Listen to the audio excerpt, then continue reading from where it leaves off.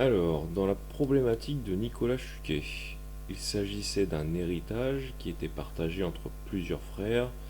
Le premier gardait 100 euros, plus 10% du reste, le deuxième 200 euros, plus 10% du reste, le troisième 300 euros, plus 10% du reste, etc., jusqu'à ce qu'il ne reste plus rien. Et tous les frères ont exactement la même part. Alors, on peut formaliser ça sous forme euh, littérale en disant que H symbolise l'héritage total et en disant que voilà, le premier frère, qu'on va appeler bêtement A, il obtient 100 euros, plus 10% du reste, c'est-à-dire du montant total de l'héritage, moins les 100% qu'il vient de toucher.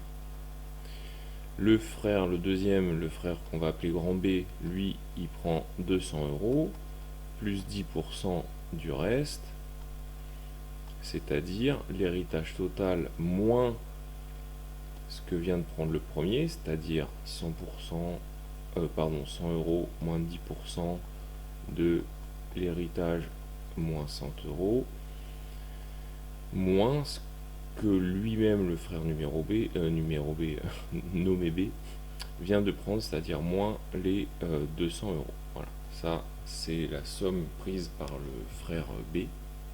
Et comme tout, alors on ne va pas écrire le troisième, ça sert à rien, puisque on sait également que tous les frères vont disposer à la fin de la même somme, donc grand A égale à grand B, et donc finalement on peut écrire que 100 plus 10% de H moins 100 est égal à tout ce qu'on a écrit au-dessus, c'est-à-dire 200 plus 10% de H moins 100 moins 10% de H moins 100 moins les 200. Bon, très bien.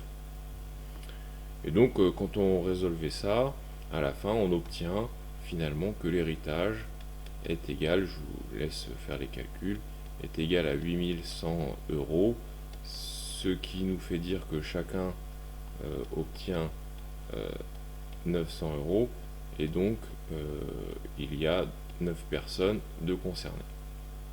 Bon, ça c'est bien, mais si on a une problématique différente, admettons que il ne s'agisse plus de 100 euros mais d'un autre montant, qu'il ne s'agisse plus de 10% mais d'une autre proportion, et du coup on est obligé de refaire tous les calculs. Donc on va modéliser la situation avec une formule qui utilise non pas des données chiffrées mais des lettres, et finalement on aboutira à une formule à la fin qui elle nous précisera combien vaut en l'occurrence là l'héritage, non pas sous forme de somme mais sous forme d'une expression employant la quantité de départ allouée au premier frère, c'est-à-dire les 100 euros, plus la proportion du reste qu'il va garder. Donc allons-y, on se partage non plus un héritage, mais un total. Alors un total de je ne sais pas quoi, un total d'argent, un total de bonbons, un total de ce que vous voulez. Euh, le petit a va désigner la part entière, la part fixe, on va dire, la part fixe euh, du premier participant, et puis petit p va désigner la proportion du reste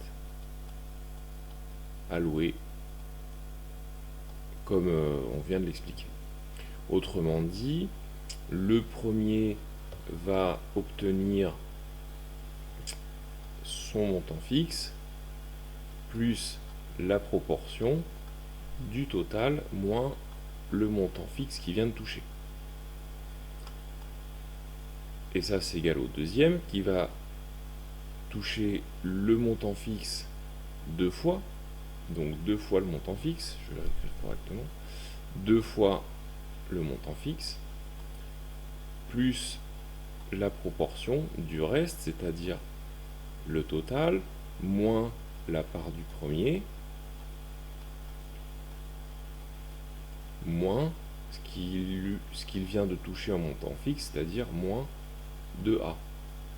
Si on écrit ça avec les données de Nicolas Chuquet, c'est-à-dire juste avant, on obtient donc les 100 euros plus les 10% de l'héritage moins les 100 euros qui sont égaux aux 200 euros plus les 10% de l'héritage moins la part du premier frère, c'est-à-dire 100 euros, et 10% du total moins les 100 euros, moins les 200 euros qu'il vient de toucher. Voilà, on a exactement la même chose avec des données chiffrées. Petit a, c'est la part fixe, donc on a bien 2 fois la part fixe ici. Petit p, c'est la proportion, qui elle ne change pas. T, c'est le total, c'est-à-dire effectivement c'était l'héritage qu'on retrouve ici. Et puis toutes les données elles suivent, c'est exactement, on a bien deux fois la part fixe qui est ici. Donc tout correspond à l'exemple chiffré qu'on avait donné juste avant. Donc bon, on n'a plus qu'à développer ça, alors allons-y.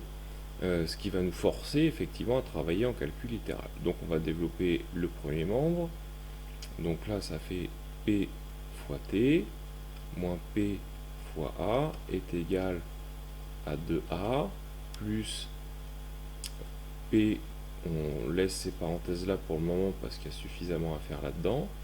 Alors on constate que on dispose de moins A ici et moins 2A, donc ça va nous donner moins 3A, d'accord, hein, j'ai tout simplement regroupé les A entre eux, voilà. Ensuite on va développer les parenthèses qui sont à l'intérieur, donc moins P fois T, et attention quand même, on a moins P fois moins A, donc ça vous fera plus P fois A. Fermez la parenthèse. Ensuite, ligne suivante. Alors, il ne faut pas perdre quand même de vue l'objectif. Hein. L'objectif, c'est d'exprimer le total égal à quelque chose. Donc, il faut sortir cette variable-là de l'expression. Donc, le temps que j'enlève mon pull, et on peut reprendre la résolution de cette équation. Comme il s'agit d'isoler la variable grand T, je peux, dans le premier membre, factoriser par petit a, c'est-à-dire que je vais écrire petit a, assez convenablement quand même, en tout cas, petit a, voilà, j'y arrive pas. Voilà, je sais pas si c'est mieux. Petit a, y est une fois, et y est moins p fois. Très bien. Plus p fois t, ça ne change pas, plus p fois t, est égal à 2a, ça on va pas y toucher, et puis on va développer tout ce petit monde. Alors on aurait pu regrouper à l'intérieur de ces parenthèses là, on va développer, hein. Donc ça vous fait p fois t, moins 3p fois a, moins p carré fois t, plus p carré fois a. D'accord, hein, les p carrés, vous avez vu d'où ils viennent. Alors, si je fais p multiplié par p fois t, j'ai bien p fois p, c'est-à-dire p carré. Même chose pour le terme d'après, j'ai bien p fois p, p carré. Bon, très bien, parfait. Ligne suivante, on y va. Donc là, le premier membre, pour l'instant, on va pas y toucher. On a vu qu'il y avait un peu de travail dans le deuxième membre. Donc moi, je vous encourage à ne pas sauter des étapes, parce que c'est le meilleur moyen de faire des erreurs. Donc, toujours pareil, on n'oublie pas l'objectif. L'objectif, c'est d'isoler grand T. Donc, je le surligne, histoire qu'on l'ait bien sous les yeux. Tout le reste, on peut le regrouper, notamment les termes en A, ici, là, hop, voilà, que je souligne. Donc on peut factoriser également. Donc petit a, y est 2 fois dans le premier terme, moins 3p fois dans le deuxième terme, et il y ait p carré fois dans le troisième terme. Parfait. Ensuite, on a grand T à factoriser. Donc, grand T, hop, il y ait p fois dans son premier terme, et il y ait moins p carré fois dans son deuxième terme. Alors finalement, on s'aperçoit qu'on a P ici qui est aussi en commun, on le voyait, hein, puisqu'en fait on avait P fois T et P fois T. Donc on va plutôt factoriser par P fois T. Donc je vais le noter comme ça. P fois T qui apparaît donc une fois et qui apparaît moins P fois. Ligne suivante. Allons-y. Donc on va essayer de regrouper les termes toujours, hein, les termes en T là. On va essayer de les regrouper. C'est-à-dire que dans le premier membre, j'ai P fois T. Et je vais donc enlever ce qu'il y a dans le deuxième membre, c'est-à-dire P fois T, facteur de 1 moins P. D'accord. Et ça, c'est égal. Alors me direz-vous, mais attention, qu'est-ce qu'on fait, on a oublié ce terme-là. Mais non, ce terme-là, en fait, je vais l'enlever également. Je l'ai enlevé à gauche, donc je l'enlève à droite. Donc, j'ai A. Alors, on me dit, bah, si on l'enlève, on met un moins devant.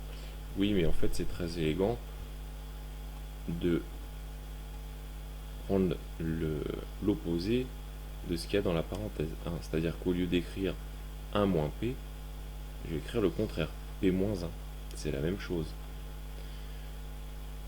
Plus, alors je reprends le bleu là, il est où? Hop, voilà.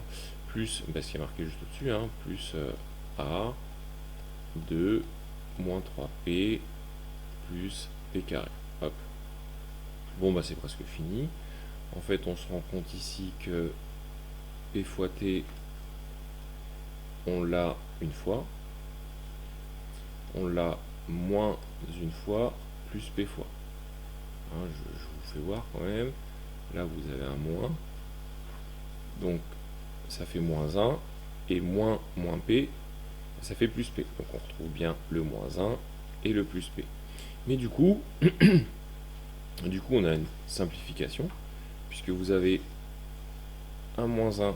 Donc ça, hop, ça se simplifie. On va regarder ce qui se passe dans l'autre membre maintenant. Donc, dans l'autre membre, on voit qu'on peut factoriser par petit a. Donc nous allons avoir petit a, p, moins 1, et puis le contenu de la deuxième parenthèse. Donc plus 2, moins 3p, plus p carré. Très bien. Nous avons donc ici p carré fois t est égal à petit a, facteur de p carré. Hein, c'est-à-dire que là, je suis en train de remettre de l'ordre dans cette parenthèse-là. Je vais d'abord parler de p carré. Ensuite, p, ben, j'en ai 1, moins 3, donc ça m'en fait moins 2. Et puis, ce qu'on appelle les constantes, les nombres tout seuls. J'ai moins 1 plus 2, ben, ça fait plus 1. Ça. Ok. Hop, voilà. Mais finalement, avec un petit peu de... avec un œil avisé, on se rend compte que p carré moins 2p plus 1, finalement, c'est le développement de p moins 1 de tout au carré. Hein. Je vous rappelle l'identité remarquable. Hein. P moins 1 au carré donne bien p carré moins 2 fois p fois 1, donc moins 2p, et plus 1 au carré plus 1.